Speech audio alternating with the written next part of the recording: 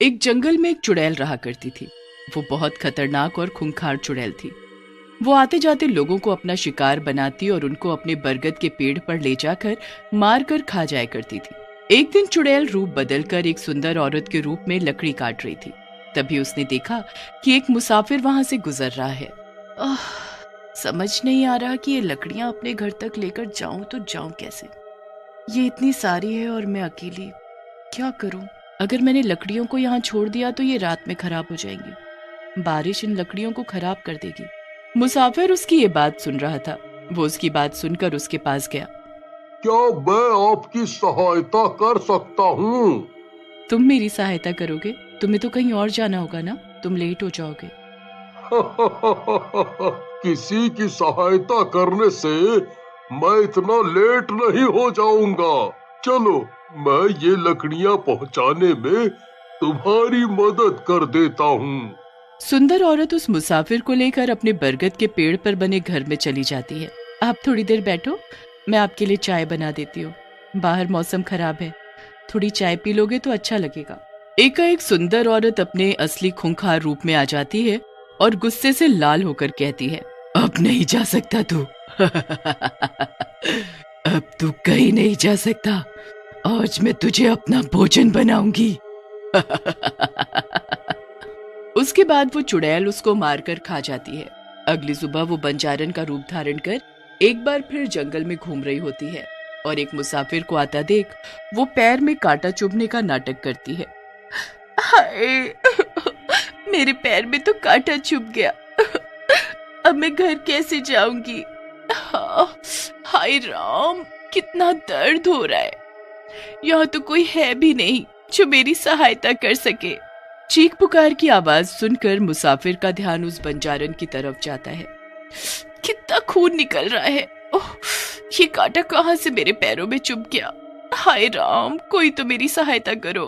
क्या हुआ आपको? आप रो क्यों रही हैं? मेरे पैरों में कांटा चुभ गया है जिसकी वजह से मैं चल नहीं पा रही हूँ और शाम ढलने वाली है। अगर मैं घर नहीं पहुँची तो यहाँ के जानवर मुझे खा जाएंगे। चलिए, मैं आपको आपके घर पहुंचा देता हूँ। आप किसी अनजान की मदद क्यों करना चाहते हैं? एक इंसान होने के नाते हमारा ये फर्ज बनता है कि हम एक दूसरे इंसान की जरूरत में उसकी सहायता करें। चलिए, मैं आपको आपके घर छोड़ देता हूँ, इससे पहले अंधेरा हो जाए। मुसाफिर के कंधे के सहारे चुड़ैल बंजारन रूप में अपने बरगद के पेड़ पर बने घर में चली जाती है। अब रात बहुत हो गई है, आप यहीं रुको ना, मैं आपको खाना देती हूँ, उसके बाद आप चले जाइएगा। नहीं, मैं रात में ही घूमता हूँ, मुझे डर नहीं लगता। मैं चला जाऊंगा, तुम चिंता मत करो। जैसे ही मुसाफिर घर के बाहर जाने लगता है, बंजारन अपने असली चुड़ैल रूप में आ जाती है। चिंता तो अब तेरा परिवार करेगा, क्योंकि आज तू घर नहीं जा पाएगा और आज मैं तुझे अपना भोजन बनाऊंगी। इतना बोलकर चुड़ैल उसको मार देती है।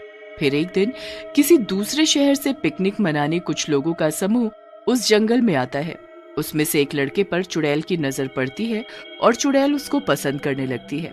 चुड़ैल उसको फंसाने के लिए फिर से अपने नए सुंदर रूप में आती है और वहां बनी झील में कूद जाती है। कोई मेरी सहायता करो, मैं डूब रही हूँ, कोई मुझे बचाओ, बचाओ, बचाओ। उसकी पुकार वो लड़का सुन लेता है और उसके पास आकर उसको बचा लेता है। वो लड़का उस सुंदर रूप को देखते ही मोहित हो गया था। भला वो उसकी बात क्यों नहीं मानता?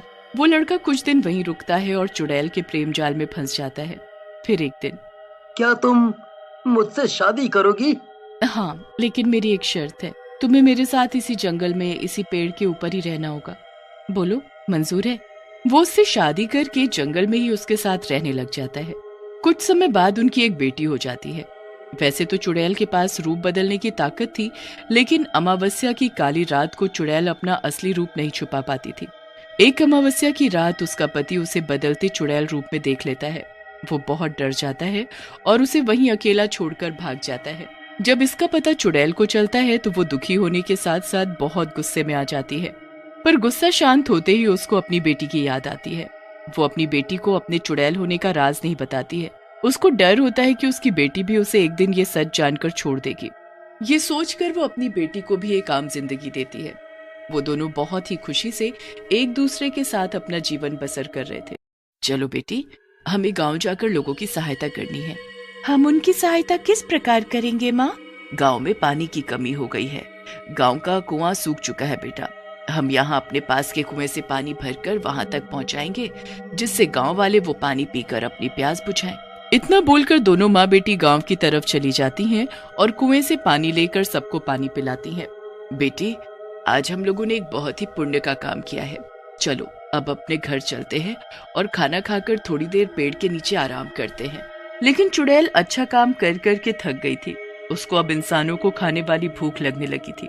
पेड़ के नीचे लेटे लेटे बेटी बोर हो जाती है और वो अपनी माँ से पूछती है, माँ, कितनी भी किसी की सहायता कर लो, लेकिन अंतिम में हम दो ही बच जाते हैं। क्या आपके पास कोई तरकीब है जिससे हम इस खालीपन को दूर कर सके? बेटी, मुझे बचपन से ही गेम खेलना बहुत पसंद था। मैं अलग अलग तरीके के गेम खेला करती थी और अपने समय में मैं हमेशा उनको जीता भी करती थी, जब बहुत मजा आता था। उसकी बेटी ये बातें बड़े ध्यान से सुन रही होती है और फिर बोलती है, तो माँ, आपको सबसे ज्यादा कौन सी गेम पसंद थी? वैसे तो मुझे सारे ही गेम्स रोचक लगते थे, लेकिन मेरा सबसे पसंदीदा गेम था जो मैंने और मेरी माँ ने खुद बनाया था। तो वो गेम क्या थी माँ?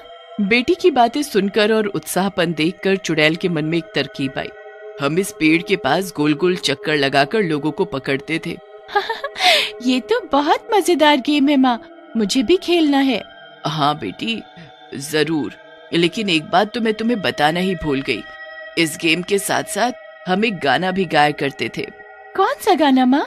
इस पेड़ से बचकर जाओगे कहाँ, यहाँ बचना होगा मुश्किल तेरा।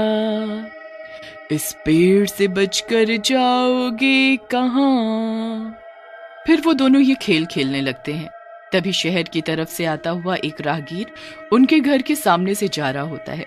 वो दोनों माँ बेटी यही गाना गाते हुए उस पेड़ का चक्कर लगा रही थी। ये तुम दोनों क्या कर रही हो?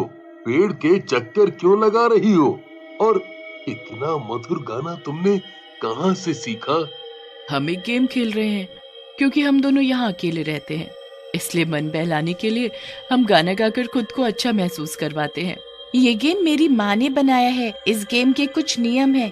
क्या तुम हमारे साथ खेलना चाहोगे? तुम गेम को अधूरा नहीं छोड़ सकते, और अगर तुम जीते तो तुम्हें खजाने की प्राप्ति होगी, लेकिन अगर तुम हारे तो तुम्हें हम लोगों की इच्छानुसार कार्य करना होगा। वे तीनों बरगद के पेड़ के आसपास वही गाना गाते हुए चक्कर काटने लगते हैं, पर लास्ट में राहगीर हार जाता है। चुड़ैल मन ही मन बहुत खुश होती है। बेटी, तुम जरा घर जाओ, मैं इन अंकल को पनिशमेंट देकर आती हूँ। बेटी के जाते ही चुड़ैल खूंखार रूप में आ जाती है। बहुत दिनों बाद आज भूख मिटेगी मेरी। तेरी सजा यही है कि तू मेरा शिकार बने।